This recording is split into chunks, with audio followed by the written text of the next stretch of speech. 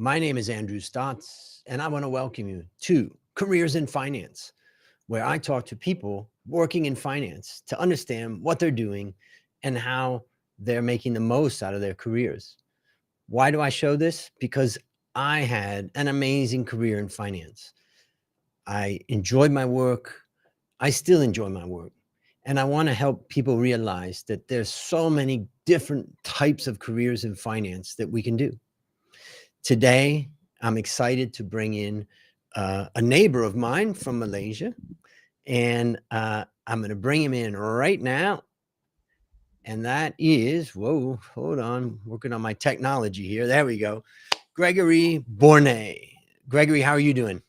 I'm doing very well. Thank you, Andrew, for having me here. And I'm looking forward to a chat with you.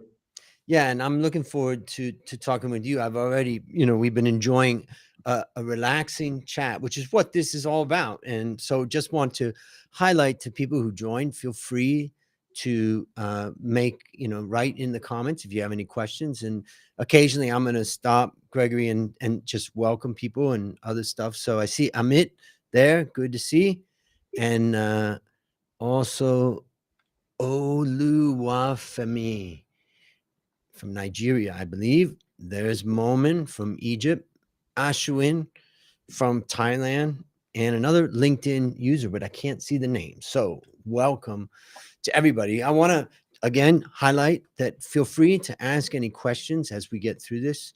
I don't think there's a question that you could ask that Gregory couldn't answer. But why don't we start off with what is your job? Maybe you can just describe what you're doing now, and then later we're going to go back step by step and kind of look at how you got to where you are. Perfect. Thank you. Thank you again for having me, and welcome everyone who is joining our chat today. What I'm doing now, I'm a partner at PricewaterhouseCoopers, and I'm leading the M&A practice, the advisory practice across Malaysia and Vietnam. Essentially, I'm either helping businesses to be sold, connecting to potential buyers, or I'm helping overseas investors to acquire businesses here. We do a little bit of fundraising as well, working with some of the younger companies in the ecosystem of Malaysia. So that's it, in a nutshell. Obviously, could go in more details, but in a sense, it's the investment banking side of M&A. Sometimes when people hear M&A, they think of an investment bank. Why? How is it? What's the difference between an investment bank versus a consulting firm when it comes to M&A? Very good questions. I get it a lot, and we still struggle a bit as a Big Four to be recognized as M&A advisor, but not to do too big of advertisement. But when it comes to mid-market deals, which defined by Thomson Reuters, everything below 500 million, it is actually the Big Fours and the boutiques who do way more deals.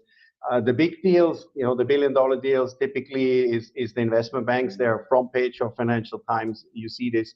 So the only difference is that I don't have a balance sheet to leverage. I do not provide my own financing in a leverage buyout, whereas banks, they would provide financing facilities. But the advisory piece is exactly the same thing. So when it comes to a process, how to run a deal is the same. And in the last few years, I've actually done deals which were $1 billion and had opposite Morgan Stanley, Goldman Sachs, and so on. So I'm not shy to punch above my weight. Well, it sounds like it's not above your weight in the sense that that's exactly what you guys are good at. And if somebody needs a balance sheet, I'm sure you can find it for them. But also, if somebody needs a balance sheet, they may not go to some, a firm like yours or any other of those. They may say, well, I just want to go for the balance sheet. Maybe you can just describe what is it mainly buyers or is it mainly sellers that are contacting you guys for your firm and yourself? It is probably now 50-50. It all started with me working and living in Japan, as we briefly discussed before. And Japan historically is a market with FDI going out. So it's an outbound market. And when I was there, 90% of all my deals were with large Japanese corporates, the Keiretsus, the trading houses, to acquire assets overseas. I was constantly on a plane to the US, to Europe, to Southeast Asia. So this knowledge and my connectivity to this investment corridor from Japan and now more and more from Korea has helped me to build that track record here. So I think it's maybe 50-50. So one half is really large corporates to acquire assets in Southeast Asia. And then the other part is either private equity owned businesses who look for an exit, or it's family owned businesses who have succession issues and they come and ask me, Greg, can you help me to sell my business? These are typically a bit smaller deals. And what is the state of family business these days in Southeast Asia or Malaysia or Vietnam? Is it still there, or are they more listed companies? Or maybe you could talk just a little bit about what's going on in the family business space. Family business space is still very, very active. And as in many economies, also in developed economies, SMEs, like the small medium enterprise, is actually the majority of what constitutes the GDP. So both in Malaysia and even more so, I think, in Vietnam, family businesses constitute a significant amount and a big portion of the market. Now you have, maybe 10 years back, the size of family businesses in Vietnam was really, really tiny. But with the acceleration of the economy, these guys have grown quite dramatically. And of course, you hear of VinFast listing in New York. And so you hear in the newspapers, it is the bigger companies which are there. But there is, both in Malaysia and Vietnam, a very, very vibrant family-owned business practice. In Malaysia, is mostly the Chinese Malay who have started their businesses, whereas the Malay probably rather in GLCs, government-linked companies, and so on and so forth. But yeah, still very vibrant. And the only reason, or most of the reasons, is that there is a succession issue. There is just no children in the business. And at some point, you have to retire and you hand over your business if it's too small for an IPO, for instance. A lot of my students in the valuation masterclass boot camp, they want to be M&A, they want to be investment bankers, and sometimes they understand what that is, sometimes they don't. Maybe you could just walk through, let's just imagine a mid-sized family business. It's a reasonable size, it's not small, and they come to you for the idea of, hey, we're looking for someone to buy this company. What are the steps that you go through? I mean, you got to go get to know that family. Maybe you look at their financials and say, well, you got to clean some of this up, or, hey, you're not that profitable. Maybe you should, try to get more profitable, or is it just, okay, take it as it is, and then go out to your network of people and say, hey, I've got this. Tell us a little bit about how it works. Very good question. And I think a huge difference from my experience in developed markets, right? I used to work in Switzerland, coming to Vietnam and Malaysia, where exactly what you mentioned, cleaning up books and corporate governance issues are becoming more important. But, maybe a bigger topic is, why have I been doing this for 20 years? Because no day looks like the other. And most of the days I go to the office or work from home, and I actually don't know exactly what will happen. It's typically really about troubleshooting and solving issues. But in that case, it's a family business. I first need to get familiar with the sector. I work across many different sectors. It could be FMCG, it could be consumer finance, it could be a fintech company, it could be a school, it could be a hospital. So I need to familiarize myself very quickly with the sector, because the client would expect me to understand some of the typical issues. They would want me to understand the competitors and so on and so forth. I will never know as much as these people who have been there for 20 years, but I need to have credibility to be the first line of defense. So I will get familiar with the sector. Then, rightly pointed out, I will look at their financials. Who is their auditor? How old is the business? Who is on the board? And I will figure out, is it really a very, very family business, or is it to some extent institutionalized? There is maybe some professional investors in there. And then particularly in Vietnam, to some extent on my deals in Thailand as well, or Indonesia, FCPA UK bribery is a big problem. 10 years ago, business practices which were very common, so this is bribery, or people have just accepted. But I think now, particularly in M&A, when you have a European or a Japanese buyer to look at the family businesses, they cannot accept any, I say, hanky-panky, and the scrutiny of compliance with law, compliance with regulation has changed dramatically. Even over the last 7-8 years I have been in Malaysia and Vietnam, I can see investors becoming a bit more difficult. So for me, this is a big part of my business, to understand my client, the level of sophistication. Then we go through the book, and then in simple words, we produce a document summarizing the equity story, why should someone buy this company? It's the organization, the financials, their clients, their business or their products. And then you knock doors globally for investors you feel could have an interest, and then you bring them to the table and you explain the business. You then do evaluation, of course, and you hope that someone likes this business, pays a lot of money, and then my client's happy, I'm happy, and I move on to the next project, right? And how, just for people who don't know what FCPA is, the Foreign Corrupt Practices Act, which is coming out of the US? That's from the US, and in the UK or in Europe, it's called FC UK Bribery Act. So FCPA originally was only related to government officials.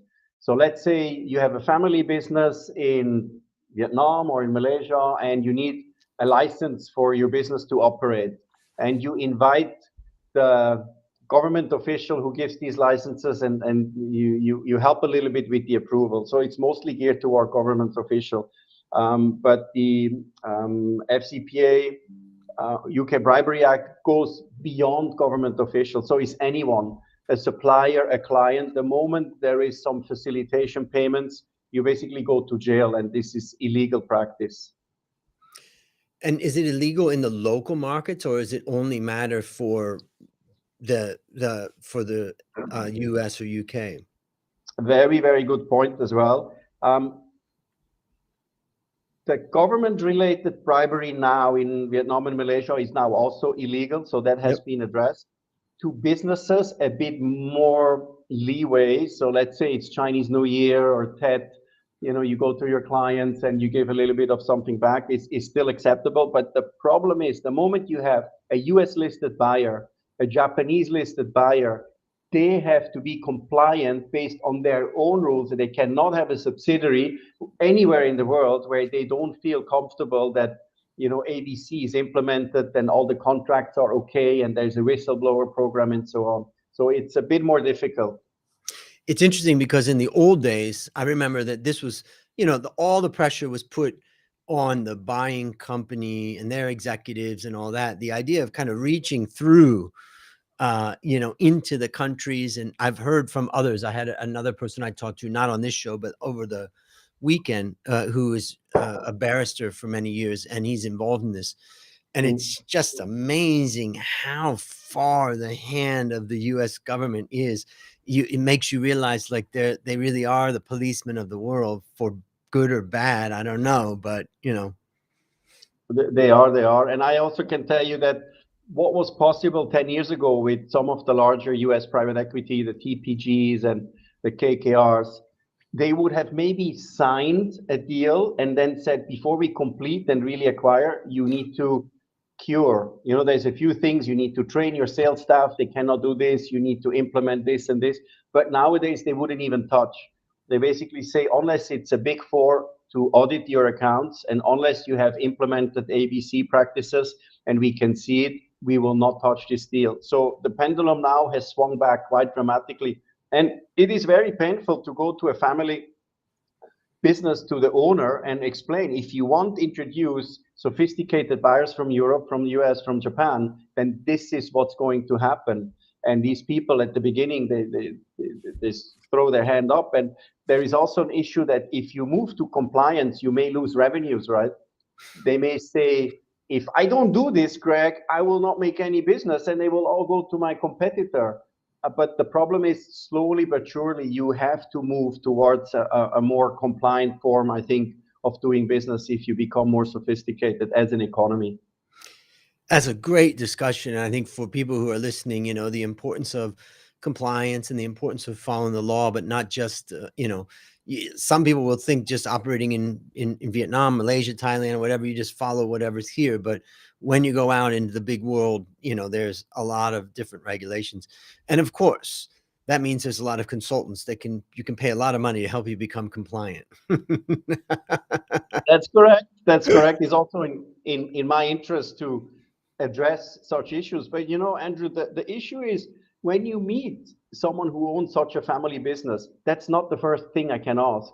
And it's not the first thing they're going to tell me. Sometimes I'm just this much ahead of the investor because I also uncover as I go along, and I need to manage these situations in a very careful manner, not to upset my client, not to upset the investor, and to ensure that things are being addressed and managed in a cultural way, reflecting the environment of my client, and also in a cultural way reflecting the environment of wherever the buyer is from.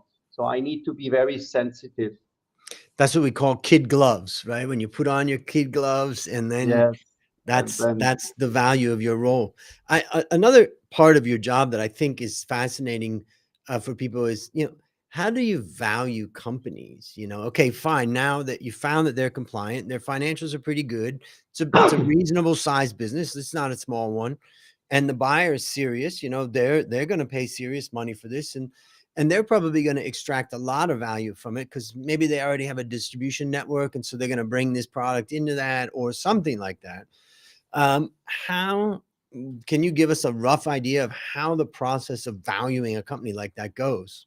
Okay, very interesting as well.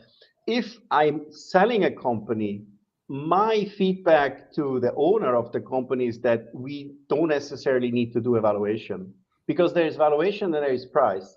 And I can do evaluation, DCF, multiples, transaction all day long. But what is really important is someone willing to buy and someone seeing the same value you see. So typically I say I can provide some benchmark, but then whatever Japanese or US or Thai buyers are willing to pay for you, considering the synergies and the equity story and the uplift, that is the valuation. So for us, it's really just back of the envelope. When you're on the other side, when I'm supporting Korean investors or European investors to acquire business, then obviously you have to run through the motions. And many of these more sophisticated investors, they have also investment committees, and you need to produce kind of a valuation report. And at the early stage, we do very simple multiple-based analysis, right? You look at listed companies which are listed, comparable, similar business model. You look at similar businesses which have been transacted in other M&As. That gives you a range. And then you do a sanity check. And then once you get access to business plan and historical financials, you try to build a model, maybe a 5-year model, and you do a typical DCF, and you try to ensure that the DCF spits out something similar to what you said at the beginning. So we use the very traditional valuation methods. If it's a young company, they have no profits yet, then you need to use other things, APU, revenue multiples, users they have, and so on. So depending on the sector. So let me summarize some of what you said. You said, I like what you said, there's valuation and then there's price. And valuation is what you calculate. Price is what you receive, I guess. But also the question is someone willing to buy? And, sometimes there's a real hot property and people really want it. And, the other thing you said is, what is the buyer willing to pay? And that also kind of, the message is let them mess around with their valuations and see what they come to you with in some ways. You talked about looking at other transactions that have happened as potential multiples that could guide. And then you said, once you get deeper into it, you may build a model and do some 5-year forecasts. I wonder, one of the questions that, one of the frustrating things for unlisted companies is the discount that they receive. If, the average PE ratio here in the Thai market right now is 17 times. So when a good quality mid-sized company looks at the Thai market, they're not listed, and they say, oh, I want to sell my company for 17 times. Bad news. that's not going to happen. You're going to have a discount. What is the rough, range of that discount these days? I would say anywhere between 10 and 30% probably.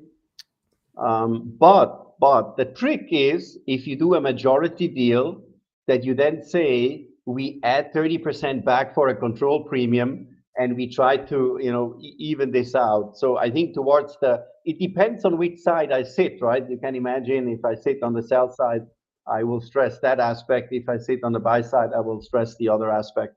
But I think, yeah, illiquidity premium is probably, or discount is probably 10 to 30%.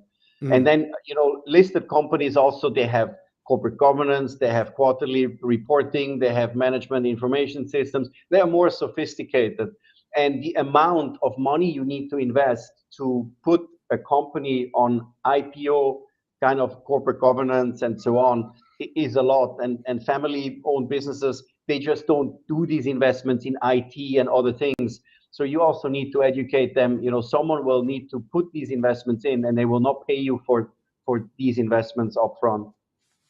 Yeah, and that's an argument from a buyer's perspective. Whoa, I'm not going to overpay here because I know I'm going to have to implement all kinds of systems to get you guys up to the level you need to be, from compliance, from operating systems.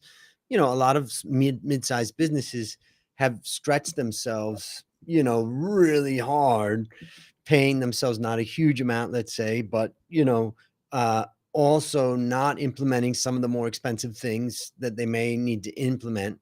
So that's often a case that we see. I sometimes speak on valuation with startups, and I spoke at a place, and there was a bunch of startups in the audience, and they asked me, "What's your advice on getting? How do we increase our exit value?" And I said, "Oh, that's easy, Greg." And they said, "Oh, tell us." And I said, "Double your salary today." And they're like, "What?" But that's going to make us not profitable. And I said, "That's the point. If you're underpaying yourself or you're not paying at market rates, what you think is a profitable business, the buyer is going to see straight through that and say, I'm going to have to go out into the market and replace any of you guys that leave at market prices or even higher. And therefore, what you think is a profitable business may not be nearly as profitable, to me." Exactly to the point. And this is a huge point of contempt. Every time you have someone, you can argue that for a small business and a buyer says, I need an SAP system, you can resist and say, this doesn't make sense. But I agree with you. If you have management taking very little salary, they will immediately make an adjustment to the bottom line because say it's not sustainable. I need to hire second layer management. And there is other things which, I have found family businesses, they are thinking about selling a business, and a year or 2 years before, when they have a business meeting somewhere overseas, they pay the flight out of their own pocket, not to hit the P&L, because for every dollar they save, they get 17 times more when they sell the business. But a smart buyer will look through. They will look at percentage of expenses and salary and benchmarking, and it is not a smart way of managing the business. So I agree with you to adjust salaries to market levels, to have reasonable expenses for marketing and rental expenses and all these things. It will bite you sooner or later. I like what Thomas Sowell said. There are no solutions, only trade-offs. Life is like a long balloon. You squeeze it on this end and then it's going to blow up on that. And you think you're being smart, but the fact is you got to look at it holistically. I want to talk about something else that you said.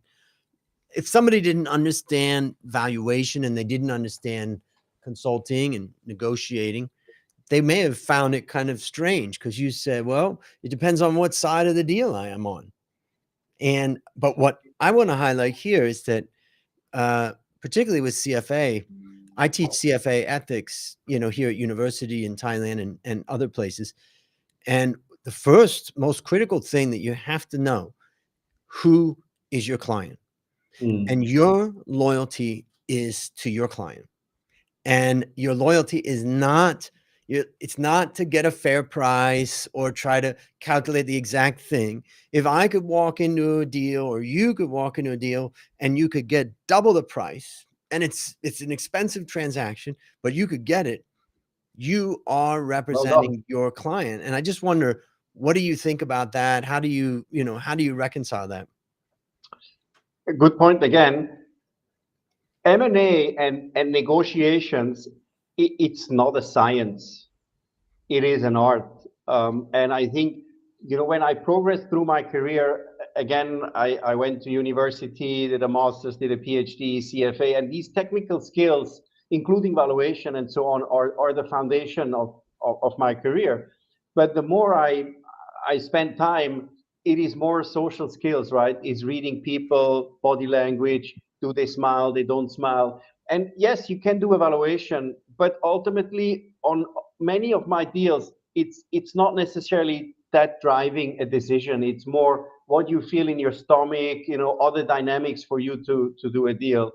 And coming back to the fiduciary duty I have to my clients, because negotiations is an art, and the coin has always two sides. Mm. I don't think it's an ethical issue for me to stress either this side when I'm sitting here, or stressing that side, because everyone else will do exactly the same thing. And a good deal is a deal where both sides feel a little bit hurt, right? So that means, they feel, oh, okay, this guy got a good deal, oh, you got a good deal. So I think it's to finding this balance, and it depends on, how attractive is a certain asset, how desperate is a certain buyer.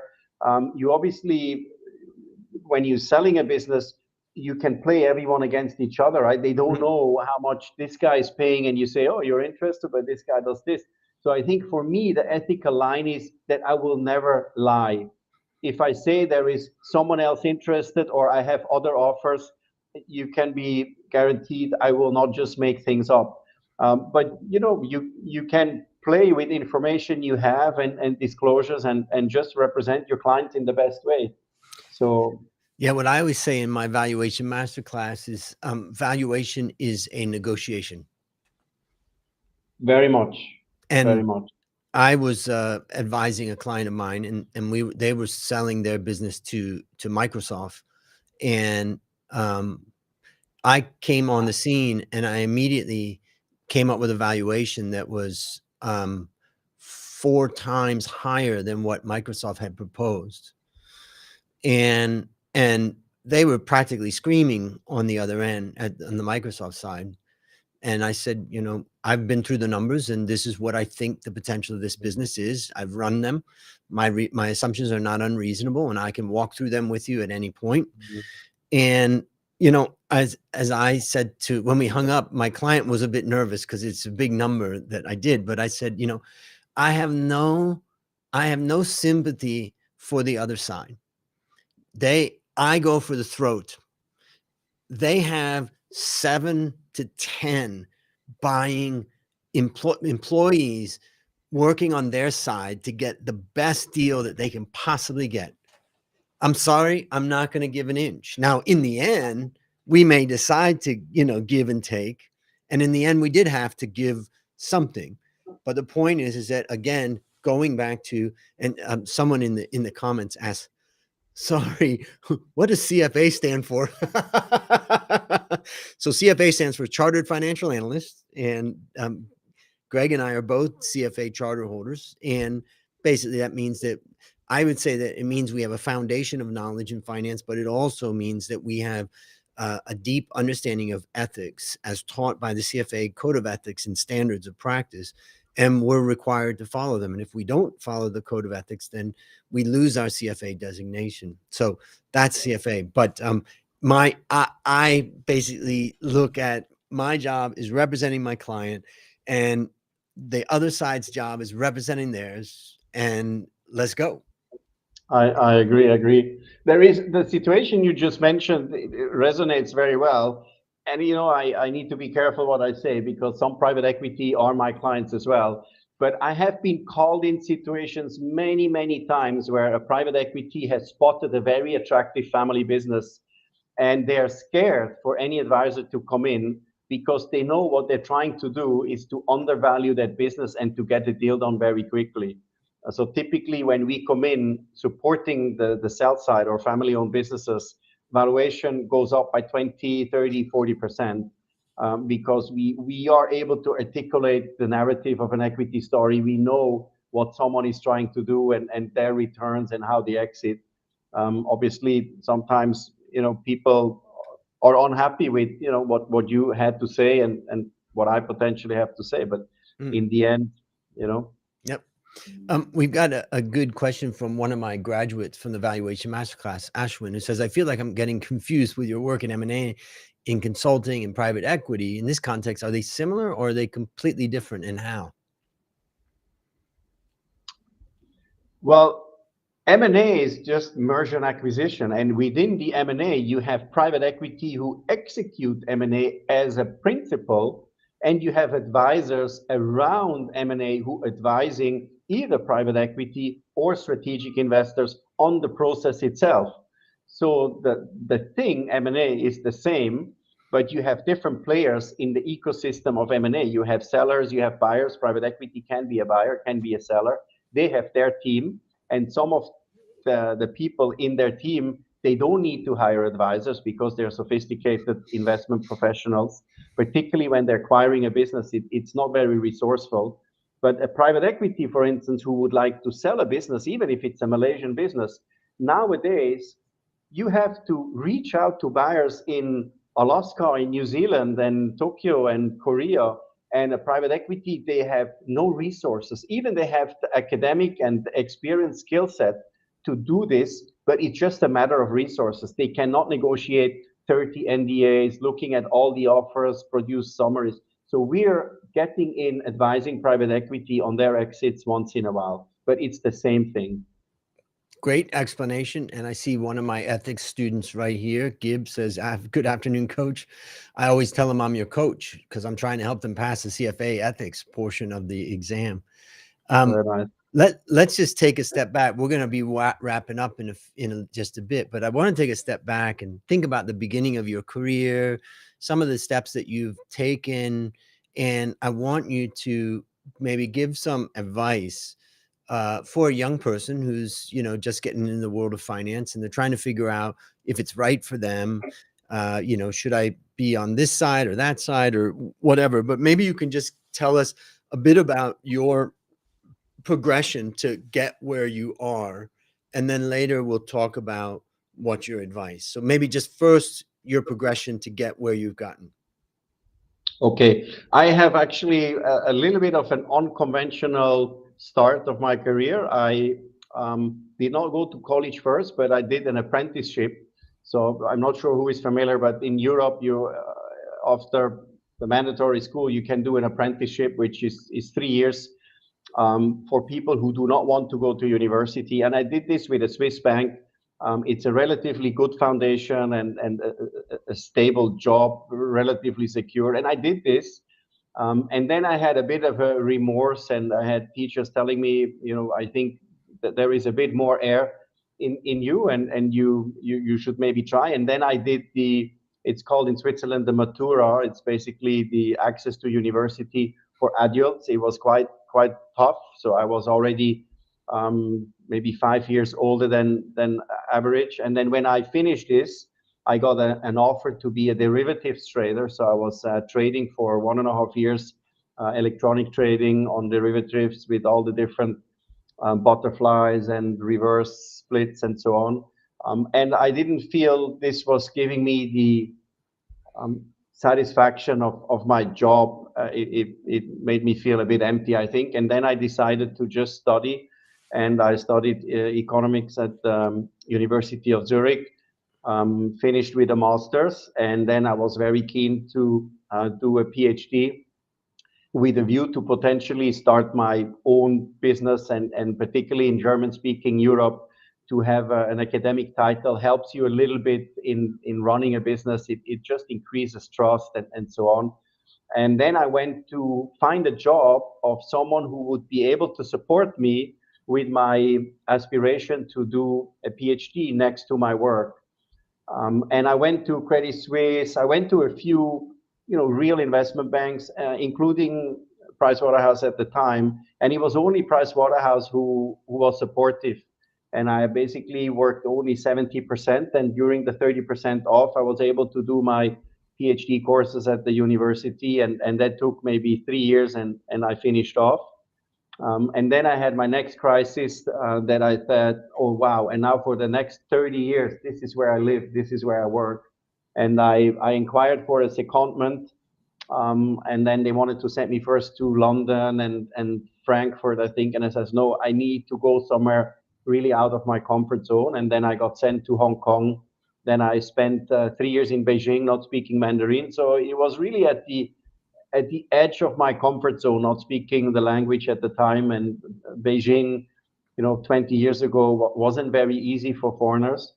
And then I got seconded from China to the US to represent US deal flow back to China. Spent 2 years in Chicago, New York. And then I got called to build a cross-border M&A team for Pricewaterhouse in Tokyo. That was another very interesting career opportunity. We had an M&A team, very domestic, as many things in Japan are, no capabilities, to do deals overseas. And with my cultural background, I did this. And then after 4 years, we centralized Southeast Asia under one P&L, and they wanted someone with a bit more experience to kickstart the M&A advisory practice. I was the COO for the whole region for the first 2 years, and now an equity partner looking after Malaysia and Vietnam, heading the M&A practice. That's a real zigzag, and I think it's a great lesson for young people that don't think too much, do the next right thing, whether that's for you, if it's to go do a master's, or whether it's to do CFA, or whether it's to dig into, what you're doing at your job, but just keep going to the next right step, the next step. And it's amazing where you end up. I agree. And maybe the key takeaway is, if I compare myself now to my peers who started, at the same age somewhere, what I have done with moving around has decelerated my career for sure. Because the easiest way would be to have a home base, to do a secondment for maybe 2-3 years and come back. Yep. What happens if you move? Even I go to the next place and I go there and tell my new boss, I was the best rated manager there. The new boss doesn't care. You have to rebuild your track record and create that level of confidence that you can deliver. So every time I moved from the different places, I had to start again. So my career progression and my promotions was more slower because of that. But would I do this again?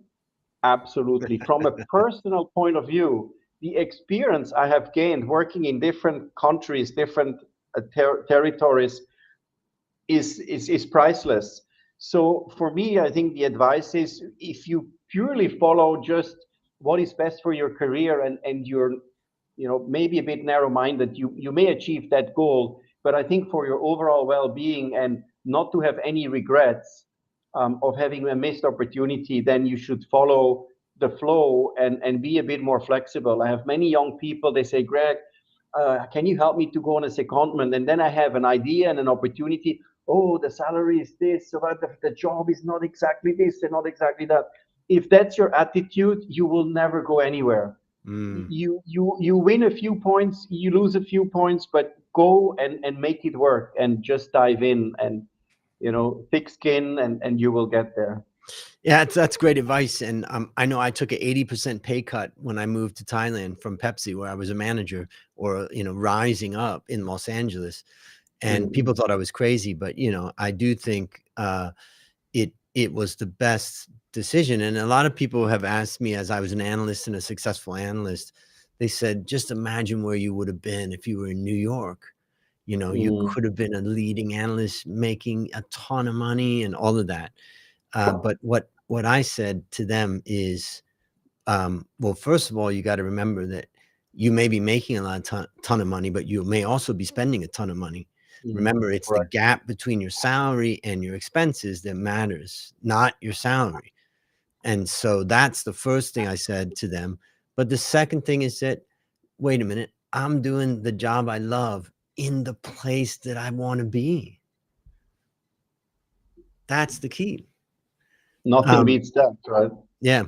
We're going to wrap up in just a second, but I did see a Sure. question come in here from Jet Saw. Says, I'd love to get a bit of global exposure.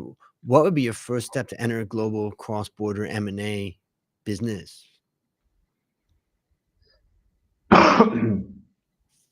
Not easy question, and I Yeah, think that's a tough one. yes, the difference I have seen over the last 20 years of my career is that it has become increasingly difficult for some more junior roles to get a visa. Even now in Malaysia, I was unable to bring in some people from Switzerland because they said it's not differentiated. This is very different where expats maybe 20 years back, they would always easily be welcome everywhere else. So this means your ability to just move without a job to some new place and just hope to make it work. That scenario is more challenging now than it was 20 years back, I believe. I Mm, think the easier way is for you to get a foothold somewhere and then prove yourself and express the desire with an international company to do a secondment and to get deployed with this company. I think that's probably my advice of the least resistance. yeah. And I would say, Jet, find a great boss, do a great job with your boss, and talk to him about, him or her about what you want. And, it starts with doing a great job. Otherwise, you're not going to get the opportunity. We did have another question coming from Mohammed Iqbal, who says, recently I've completed my CFA. I want to move to Canada or US. Can you guide us? How should we approach for job or traineeship? I will say, in my valuation masterclass boot camp, I had an amazing woman in Nigeria. She worked for a commercial bank as a credit analyst, and she did she was amazing. And the valuation masterclass boot camp is tough, and she survived and graduated while working full time and raising 4 children. And I also teach in the valuation masterclass bootcamp about posting on LinkedIn and sharing your experience and all of that.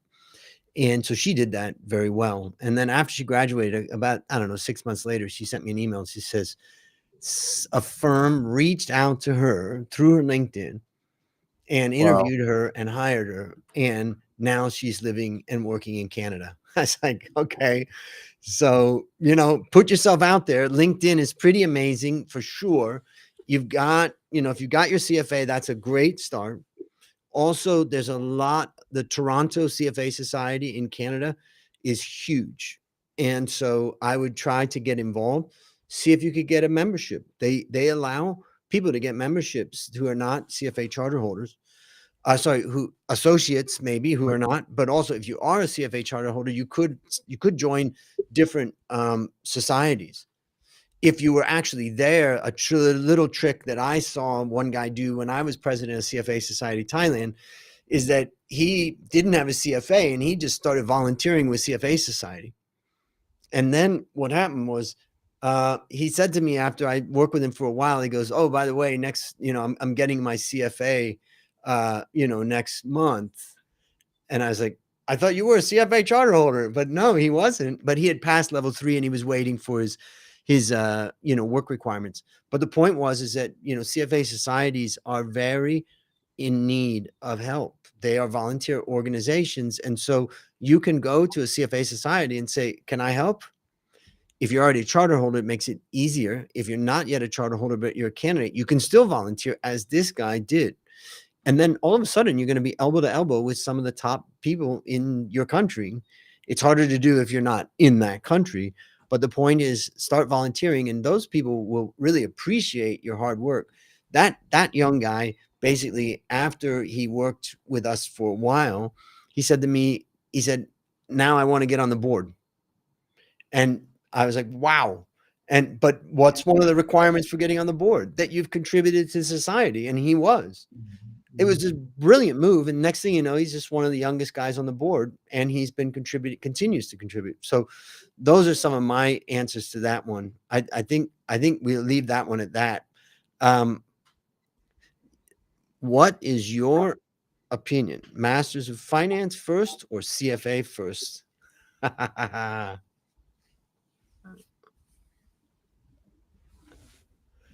What do you For think? me, Yeah, for you, for for you. me. I did the master's first because it was just a continuation of my bachelor's at the University of Switzerland. And what I did the CFA and my PhD at the same time. So my preference was at the time to do the CFA later because the Master of Science here at university is just more institutionalized, and I just went with the flow. But I don't think there is a right or wrong. Yeah, and I would say in this case too, you have to also ask, are you a quantitative type of person? If you're really a quantitative type of person, you may enjoy a master's in finance, particularly if it's quantitative based. But if you're not that quantitative, like I didn't care that much about quant stuff. I was much more into being an analyst or being a fund manager, picking stocks, understanding the story. It made a lot more sense for me to do CFA than to do the master's in finance. But if you really feel like I really want to become an expert in this area, you know, then the master's of finance can be of value.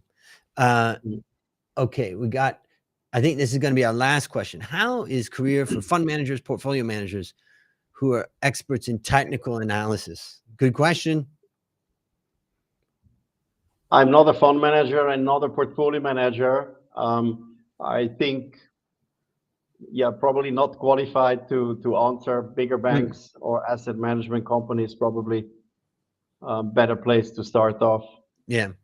And I would say basically after working in, as an analyst serving fund managers for decades, I never met a fund manager that was a technical analyst. That didn't mean that they didn't read charts and really like to see what's going on with price action. But I didn't really meet any that would go and say, okay, I just really look at the technicals. So that would be my answer. Okay.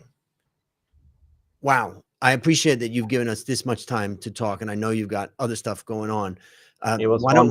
don't we wrap this up by just having you kind of summarize for a young person who's building a career in finance, what would be your, 1, 2, 3 pieces of advice for them? Never give up. Don't take no as an answer. I had many no's in my career, and I always figured a way out. Not to be directly hostile to my boss, but always to figure a way out to make it work. Be flexible. If you have a plan A and you absolutely have this dream goal, if it's something very close to that, just go for it. Do not wait a year or 2 or 5 or 10 to make a change you have a desire inside. If the change is not 100% there, but it is better than your status quo, just go for it. Think long term. Your career will be 20, 30 years, and the space you're going to work in very likely is small. And I notice now working in finance for 25 years, there is a circle. People will remember you. Even after 5 years, people will move in the same financial circles. Maybe they move from a bank to a client, from a client to a bank, and they will remember you. So always have in mind a long-term perspective for friendships, for business with clients, with your employees. If someone leaves me, for instance, in my team, I wish them good luck and I want to stay in touch with them, even I'm unhappy they leave. But just think long term, and if something doesn't happen in a year, just stick it out and be patient. Fantastic advice. We're going to wrap up here, and maybe Greg, you and I will talk for just a minute after this. And then I just want to thank you on behalf of everybody who's listening and, who's looking for answers. I think we've gotten a lot of answers in this. So really appreciate you sparing the time for this today. Thanks for having me. Yep. All right. That is Careers in Finance. What a great discussion with Greg Bournet. And I think we went through so many different things about valuation, about M&A deals, about what's the difference between investment banking and advisory, so many things. I just want to say thanks to everybody for joining and all the great questions that we got in. And of course, thanks to Greg for this great discussion. I'll see you in the next Careers in Finance.